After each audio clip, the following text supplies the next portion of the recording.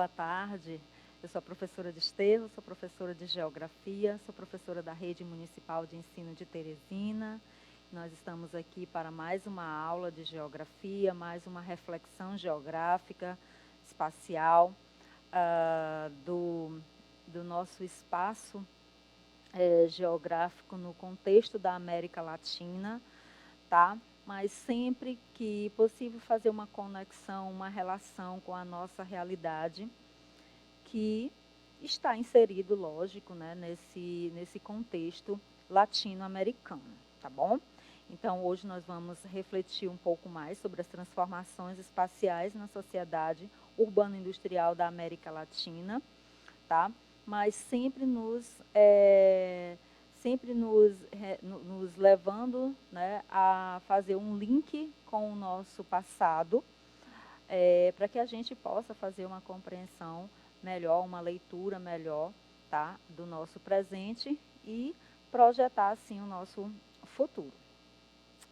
Bom, eu destaquei aqui 3 habilidades do nosso currículo para a gente trabalhar, onde a gente vai buscar trabalhar na perspectiva de analisar as principais problemáticas comuns às grandes cidades latino-americanas, particularmente aquelas relacionadas à distribuição, estrutura e dinâmica da população em relação às suas condições de vida e de trabalho, especialmente.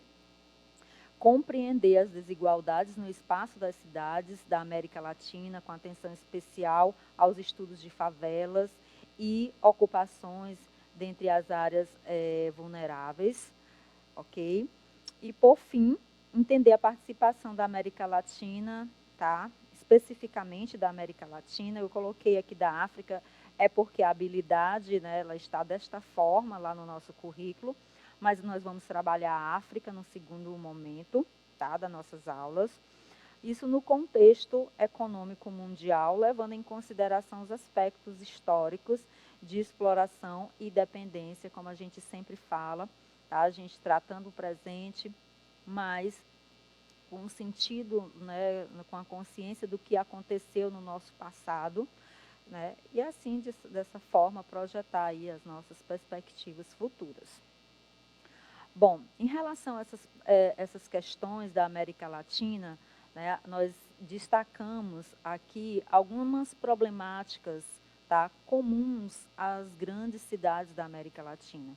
Como a gente já viu anteriormente, o continente americano é o continente, né, mais urbanizado do mundo, né? Ou seja, é onde tem a maior parte da população vivendo nas cidades, e especialmente nas grandes cidades, como São Paulo, tá, aqui no Brasil, mas também a maior aí da sub-região da América Latina, e a maior do continente americano, na verdade, né? Bogotá, Lima, tá?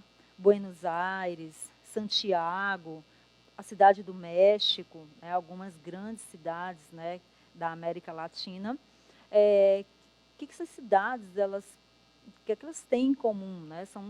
São realidades diferentes, são espaços urbanos diferentes, são paisagens diferentes, né? Cada uma com suas particularidades, cada uma com o seu, no seu contexto particular, mas que compartilham, né, de algo mais geral, de algo que é comum nessa sub-região do continente americano, que é a América Latina, do ponto de vista cultural, do ponto de vista do nosso passado comum, colonizado aí por povos de línguas de origens latinas, né, especificamente portugueses, espanhóis, tá? Mas também holandeses, tá? Principalmente esses 3 grupos, né, que foram aí desbravar essas terras, né, implantando aqui um sistema de colonização, de exploração, tá? Dizimando muitas vezes, né, os povos nativos, que são os comumente chamados de índio aqui do continente americano, né, em boa parte aí desses territórios, dessas áreas ocupadas, e que hoje essas questões elas refletem muito na nossa realidade, né? Infelizmente, como a gente já colocou também, por uma incompetência muitas vezes dos governos, né? Por uma que infelizmente não tratam das questões, né? Como a gente diz, no cerne da questão para que possa fazer de forma efetiva a resolução desses problemas, né? Eles são presentes nessas grandes cidades que a gente citou aqui, mas a gente também não precisa ir para esses grandes centros, né, para perceber esses problemas aqui mesmo na nossa capital. É uma cidade bastante nova em relação a muitas outras aí mais antigas, tanto do Brasil como de outros países da América Latina, tá? Você quer falar continente, da América Latina, mas a gente tem muitos problemas também em comum que a gente vai perceber ao longo da nossa aula, né? Poxa, Teresina não está entre essas maiores cidades, mas a gente tem esses problemas aqui, tá? Né? Então, isso, e é muito legal vocês perceberem esses problemas na nossa cidade, no nosso cotidiano, né? Porque isso faz mais sentido para nós trabalharmos, né, com a nossa realidade. E aí, dessa forma, né, buscar compreender melhor esses fenômenos, esses problemas e apresentar soluções, apresentar respostas para as muitas questões, né? Especificamente essa que eu coloco assim, que eu trago aqui para vocês. Teresina, nesse contexto que a gente vai colocar aqui, que problemas Teresina apresenta em relação às demais cidades da América Latina? A gente podia pensar nesse sentido, nessa questão, e depois a gente relacionar isso direitinho no final da nossa aula, né? E aí o primeiro problema que eu trago aqui, muito presente, comuns, né, como está colocado aqui nas grandes cidades, mas não apenas nas grandes cidades, nas médias cidades como Teresina, e até mesmo em pequenas cidades, né, da América Latina, isso é bastante presente no nosso dia a dia, né, que são as moradias precárias em áreas urbanas. Tá? Eu trouxe aqui uma imagem de uma moradia precária em uma área urbana do Chile, tá? Onde a gente até destacou aqui a capital, Santiago, que também é uma das maiores da América Latina, que também tem esses problemas, né, esses problemas urbanos em relação aí, principalmente no que a gente destaca aqui na questão de moradias precárias, né? O que leva à precariedade, o que leva a uma moradia, né, estar em uma área vulnerável, estar em uma área de segregação, de problemas ambientais ou de problemas estruturais, né, ou espaciais.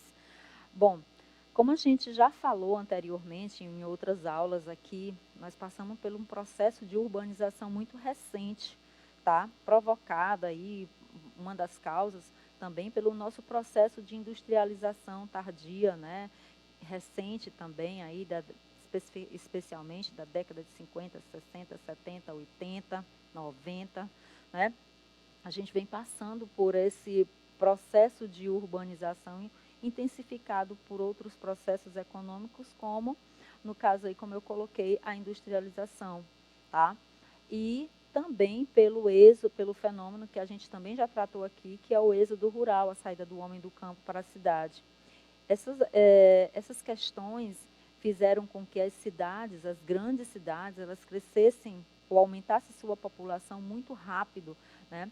Impossibilitando que os serviços públicos acompanhassem o crescimento da população, as necessidades, as demandas criadas pela intensificação da população nas grandes cidades, ou nos grandes centros, ou até mesmo nas cidades médias, como Teresina, tá?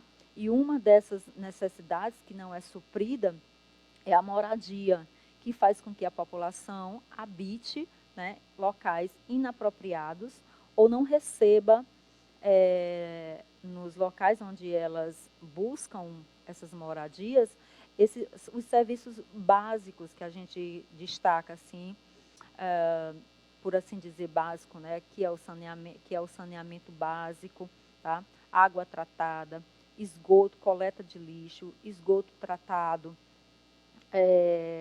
a questão do fornecimento de energia elétrica, a questão do fornecimento de, de redes de comunicação. Isso são questões, né, que precisam ser levadas à população, mas que muitas vezes, né, nós temos aí a população desassistida dessas questões, que geralmente é oferecido pelo poder público, ok? E dos fenômenos que marca muito bem essas problemáticas aí relacionadas às moradias precárias é a pobreza, tá? E aí eu trago um dado para vocês aqui para a gente discutir, né, e buscar entender melhor da Comissão Econômica para a América Latina e do Caribe, que é a CEPAL, que é um órgão ligado à ONU, tá? Onde eles, através de um estudo, identificaram que 24% da população urbana, tá, da América Latina, ela vive abaixo da linha da pobreza. E a pobreza acaba levando, infelizmente, boa parte da população, tá, dos grandes centros urbanos e médios, a ocupar áreas inapropriadas pela a sua não condição, tá, de ocupar um espaço, vamos se dizer assim, apropriado para as moradias, ok? Então, esse é um dos problemas muito comum aí nas grandes cidades, nas médias cidades, nas pequenas cidades também da América Latina. Outro problema que a gente já destacou aqui é a falta de saneamento básico, né? Ou o saneamento ele incompleto, oferecido de forma precária, muitas vezes, assim, vamos dizer, ou insuficiente, né? E por que é insuficiente? Porque não consegue atender o total da população urbana da população de uma cidade, né? Da população, no caso aí, coleta de lixo, limpeza urbana, tá? Outro dado que eu trago aqui também da CEPAL é que diz que mais de 106 milhões de latinos-americanos ainda carecem de saneamento básico adequado, ou seja, não tem esse lixo, essa coleta de lixo, não tem essa rede de esgoto ou essa água tratada aí para atender às suas demandas. Eu trago duas imagens também aqui de áreas urbanas, onde a gente pode observar. Na primeira aqui, botei a legenda comum para as duas, tá? No sentido que eu trago o Brasil, porque o Brasil tem uma das maiores cidades, na verdade, a maior cidade, né, do continente americano, que é São Paulo, em nível de população, que apresenta esses problemas comuns a outras cidades aí da América Latina especificamente. Estou falando especificamente da América Latina, mas isso não quer dizer que em Nova York, tá, por exemplo, a capital dos Estados Unidos, a gente não tenha problemas relacionados a essas questões de pobreza, a questão da falta de estrutura urbana para que a população tenha suas necessidades atendidas. Não é que não exista, né, mas isso é menos intenso do que nas cidades latinas americanas, ok? E aí, como eu disse, eu trago um dado aqui, né, dessa área urbana, onde diz que 50% da população não tem acesso à coleta de esgoto e 35 milhões de pessoas não têm acesso à água tratada, né? Isso, infelizmente, provoca o quê, professora? Provoca doenças, né? O esgoto, quando ele não é tratado, quando ele fica a céu aberto, ele vai trazer doenças para a população daquele local. Ele pode provocar impactos negativos ao meio ambiente, contaminação do solo, contaminação dos córregos, né, dos córregos que desaguam em algum rio e, consequentemente, a poluição desse rio, a poluição dos organismos, né, vivos que estão ali dentro daquele rio, a proliferação de outros organismos maléficos ao equilíbrio da vida aquática daquele determinado rio ou porção de água, ok? A gente vê muito isso aqui em Teresina, no nosso rio Puti, em determinadas épocas do ano, né, quando a gente tem uma correnteza menos intensa, a gente vê esse nível de poluição com o aumento dos aguapés, tá? provocado, lógico, pela quantidade exagerada de matéria orgânica que é depositada nos rios. Essa matéria orgânica, geralmente, ela é proveniente do lixo, né, urbano, especialmente das esgotos domésticos, né, comerciais, que são jogados diretamente no nosso rio, prejudicando aí imensamente a vida aquática do rio Puti, especialmente, né? Especificamente a gente falando aqui do rio Puti, tá? Então, um desencadeamento de questões negativas, tá? Ou consequências negativas que, que são provocadas aí, muitas vezes, por questões ligadas à concentração urbana, né? Ao crescimento da população urbana exagerado ou mal planejado, mal assistido, enfim. Então, é um dado bastante significativo a gente mostrar que 50% da população não tem acesso a esgoto, né, e 35 milhões de pessoas não têm acesso à água tratada em pleno século XXI. Né, então, provocando doenças aí que muitas vezes leva à mortalidade da população. Outro dado, né, que a gente traz aqui com um outro problema urbano presente aí nas grandes cidades, mas também nas pequenas e nas médias, é o desemprego, tá? O desemprego, e a gente já falou, né? Não vou entrar nessa questão, mas a gente já falou na questão do desemprego estrutural, né? Provocada aí pela falta de qualificação, pela falta de investimento no setor, né? Enfim. O desemprego, e esse é um dos mais sérios, né, que tem que se pensar em resolver. O desemprego leva ao trabalho informal, né, o aumento do setor terciário. Nós temos o setor primário, que é a parte da agropecuária, o extrativismo, né, o secundário, que engloba aí as atividades industriais, e o terciário, que são os prestadores de serviço. Beleza se esses trabalhadores tivessem todos os seus direitos assistidos, tá? Direitos trabalhistas que eu estou colocando aqui, tá? Mas, infelizmente, esse setor, ele, ele, ele é superlotado, inchado por trabalhadores que estão ali de forma precária trabalhando, que é o que a gente chama do trabalho informal. Por que ele é informal? Porque ele não é registrado, porque ele não tem os direitos trabalhistas assistidos. Se um trabalhador informal ele chega a adoecer no seu trabalho, no seu ambiente ali de trabalho, infelizmente ele não recebe nenhuma assistência do seu empregador, porque muitas vezes ele nem tem, ele é o próprio empregador dele, né? Ou quando tem também não recebe, fica desassistido. Não tem direito a férias, não tem direito a uma carga horária, né, regulamentada de trabalho. Enfim, tem uma série de questões que precariza esse tipo de trabalho, ok? E aí, como eu coloquei aqui, eu trago esse dado para vocês.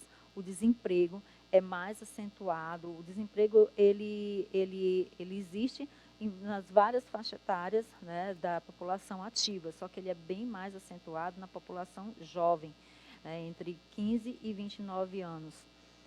Esse dado é de 2016, né, onde diz que essa porcentagem de desemprego ela chega nessa faixa etária em 16%. Um dado bastante significativo, né?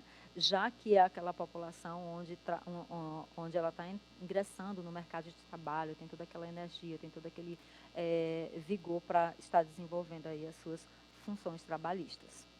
Outra questão, outro problema que nós temos nas nossas cidades, tá? É a questão do congestionamento do trânsito caótico, tá? Como eu coloquei para vocês aqui, Teresina não é uma dessas grandes cidades, mas nós temos sim, né, aqui congestionamentos em alguns horários, que é o que a gente chama de horário de pico, né? Nesse período agora de pandemia, essa questão ela diminuiu significativamente, mas nós ainda temos sim esse problema, né, bastante presente aqui na nossa capital.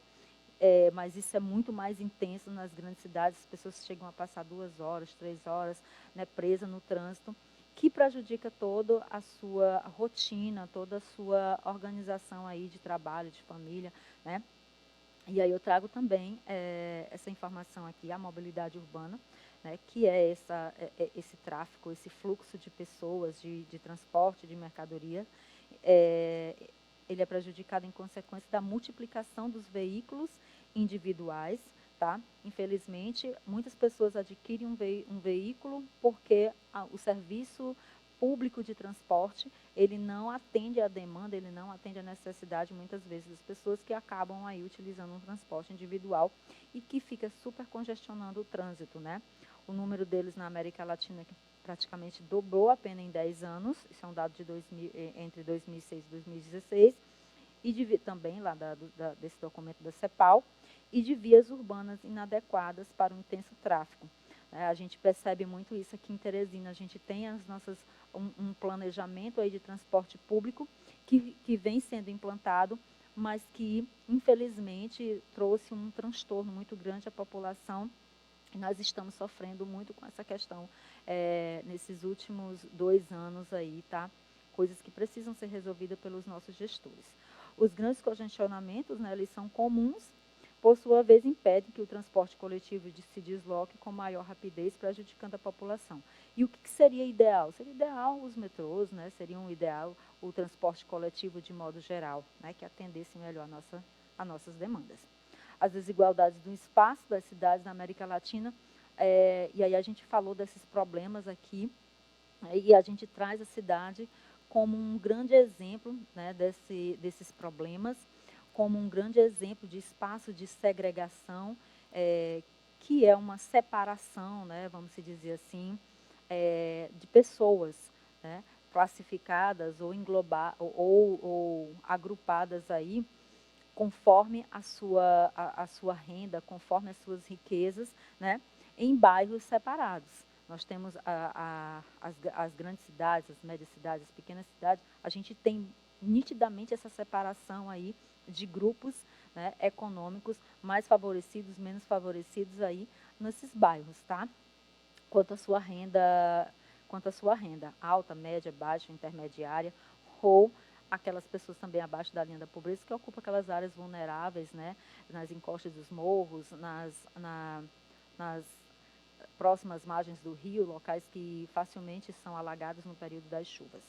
Então, a gente considera o espaço urbano, né, como lotes, casas, apartamentos, prédios comerciais, como mercadorias, como algo que pode ser comprado e, por sua vez, quem pode comprar esses produtos, né, esse produto, que é o espaço urbano, vai depender da renda dessa pessoa, desse grupo de pessoas.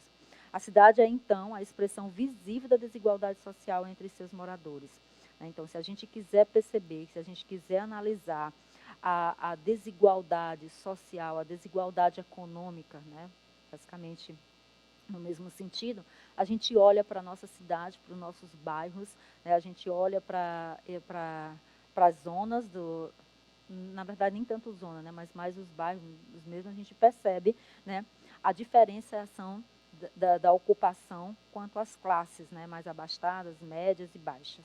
Assim assim que os espaços urbanos na América Latina, como em outras regiões do mundo, são produzidos e organizados segundo a renda de seus habitantes. A gente queria destacar essa questão aqui, essa observação. Quando vocês puderem, observem essas questões. Vejam os bairros, né, que eles se diferenciam, e eles se diferenciam especialmente pela riqueza, pela renda da população que ocupa aquela área, tá? Então, os espaços, os bairros, as casas, né, elas são produtos produtos, né, econômicos de compra e venda, tá? E isso é bem interessante da gente analisar para a gente perceber as desigualdades, né, espaciais e sociais, tá? Aí eu trouxe como exemplo aqui essas habitações precárias que a gente já vem colocando, que são as favelas, né, áreas alagadas próximas aos rios, né, encostas de morro, que são as zonas de riscos também colocadas aí. E aí eu trago uma imagem aqui da vista da vizinhança de José Félix Rivas, o bairro pobre e o maior na América Latina, né, que fica na Venezuela, na capital de Caracas.